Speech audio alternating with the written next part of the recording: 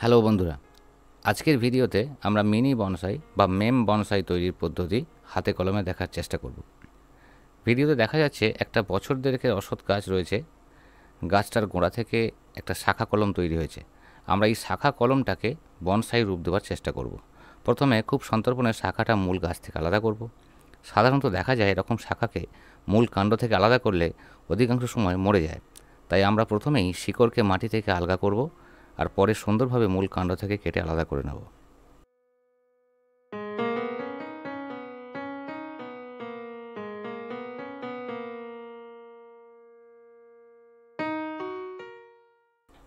এরপর বেশ কিছুক্ষণ অ্যান্টিফাঙ্গাস পাউডার মেশানো জলে ডুবিয়ে রাখব। এবার পটে বসানো। এখানে যে পটটা ব্যবহার করেছি সেটা দুটো আলাদা পট একে অপরের সাথে জুড়ে বানানো হয়েছে। ওপরের অংশ যেখানে গাছটাকে বসানো হবে সেটা একটা স্বচ্ছ হার্ড প্লাস্টিক পট, তার উপরে কালো ভিনাইল সিট লাগানো হয়েছে, আর ভার্টিক্যালি একটা অংশ ফাঁকা রাখা হয়েছে যাতে জলের পরিমাণ এবং পরবর্তীকালে শিকড়ের ঘনত্ব বোঝা যায়। এরপর মূল পাত্রটার ভেতরে গোলাকার অংশটার মধ্যে থাকা 4টে ছিদ্রকে ফাইবার কাপড়ের টুকরো দিয়ে ঢেকে দেওয়া হলো, যাতে পাত্রের মাটি জলের সঙ্গে বেরিয়ে না যায়। বাকি 4টে ছিদ্র রইল গাছটাকে ভালোভাবে পাত্রের সঙ্গে বেঁধে দেওয়ার জন্য। এরপর মাটি দিয়ে ভরাট করে নেওয়া হলো।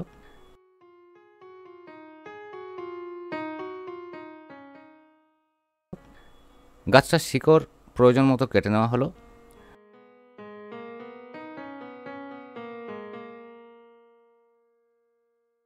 আর ওই 4টে ছিদ্র দিয়ে তার প্রবেশ করিয়ে নিয়ে গাছটাকে পাত্রে বসিয়ে তার দিয়ে ভালোভাবে বেঁধে দেওয়া হলো, যাতে কোনো কারণে টান পড়লে বা উল্টে গেলে গাছটা মাটি সহ খুলে বেরিয়ে না আসে।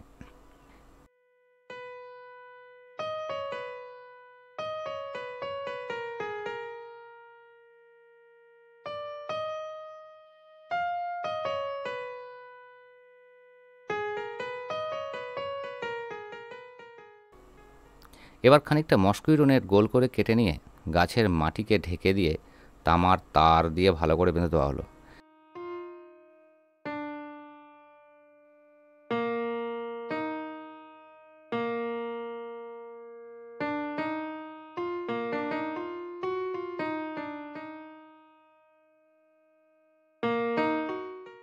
এরপর হাফ লিটার জলে 5 ml মতো হাইড্রোজেন পারঅক্সাইড মিশিয়ে তার মধ্যে পাত্রটা বসানো হলো।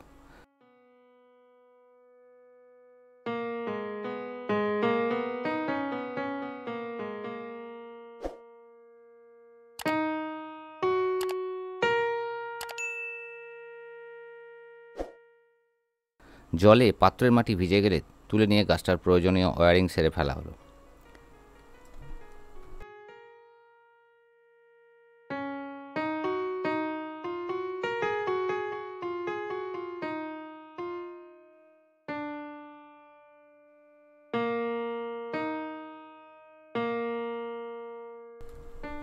সদ্য বনসাই চর্চা শুরু করেছেন যারা, তাদের জন্য মোটামুটিভাবে এই হলো মিনি বনসাই বা মেম বনসাই তৈরির পদ্ধতি। পরবর্তীতে আরও মেম বনসাই তৈরির ভিডিও নিয়ে আসার ইচ্ছা রইল। ভিডিওটা ভালো লাগলে লাইক শেয়ার করবেন আর আমাদের চ্যানেলটা সাবস্ক্রাইব করে রাখবেন পরবর্তী ভিডিও নোটিফিকেশান পাওয়ার জন্য। আজকের মতো এখানেই শেষ করছি, দেখা হবে পরের ভিডিওতে।